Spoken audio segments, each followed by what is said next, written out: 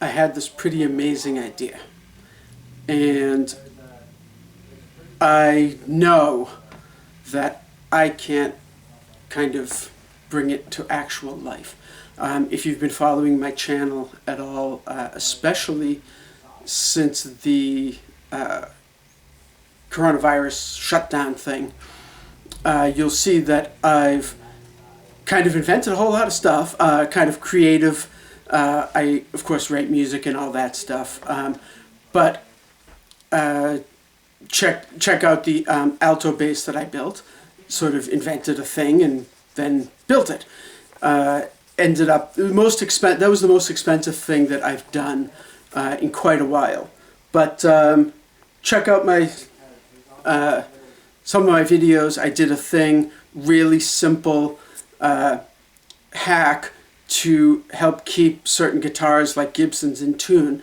And if you check the comments, people are like, this is amazing, this is genius, you're brilliant, blah, blah, blah.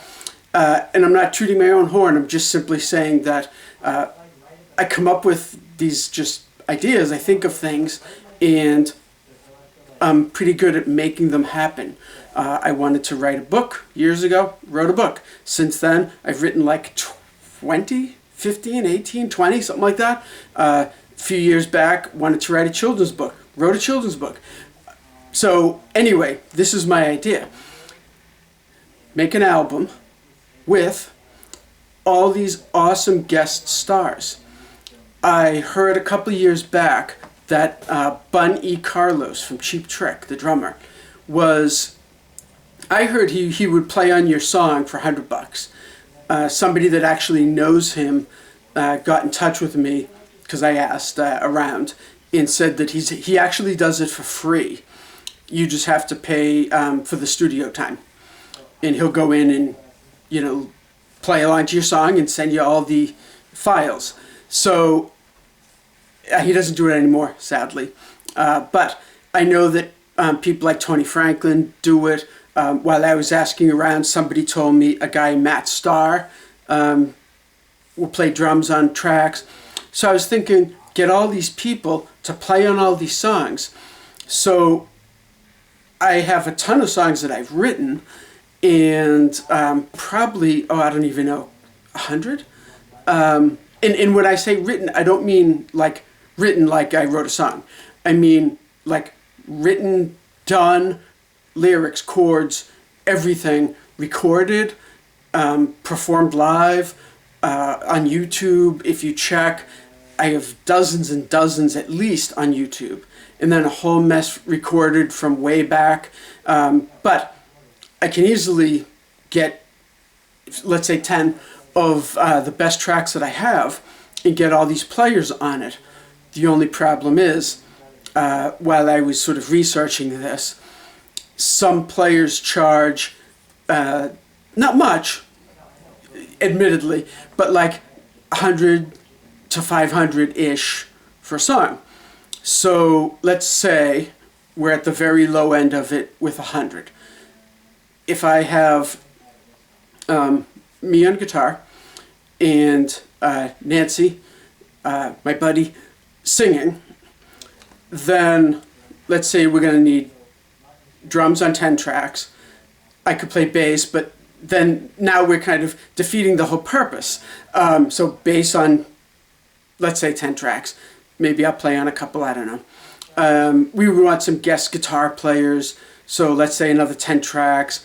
We'd have some vocalists. I would want Nancy to sing on every single one. So even if it's just a backup vocal, I don't want to kick her out because someone else is going to sing or anything like that. So let's say we're going to need 40 people, not man hours, but song hours. Even at $100 for 10 songs, we're talking like $4 or $5 grand. And the type of person that kind of could and would do something like this, me, sadly, I'm just a struggling musician. I don't have $4 or $5 grand. So it's a great idea. I think it's amazing. and I just kind of want to throw it out there in case maybe somebody sees this video and passes it on to somebody. Like I said, Bun is not doing that anymore, but maybe if he sees the video and he goes, yeah, you know, it sounds kind of cool, I would do it. That would be awesome. Somebody like Matt Starr, I jotted down some notes. He's played with like Mr. Big. He played with Ace Frehley from Kiss. That's awesome.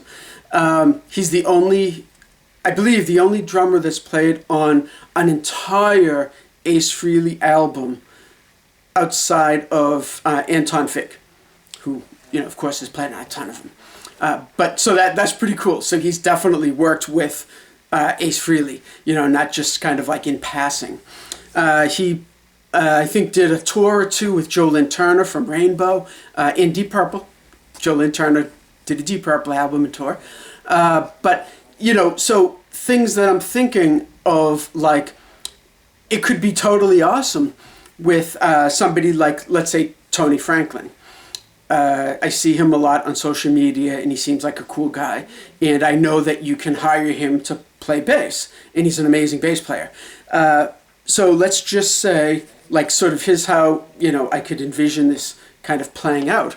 We get somebody like Tony Franklin, okay, and then if we have all these different people on all these different songs, let's say, I don't know, 20 or 30 players on it, then we end up with something like, even if we just go like sort of 1 or 2 degrees of separation, somebody like Tony Franklin has played with so many people. So he was in The Firm, of course.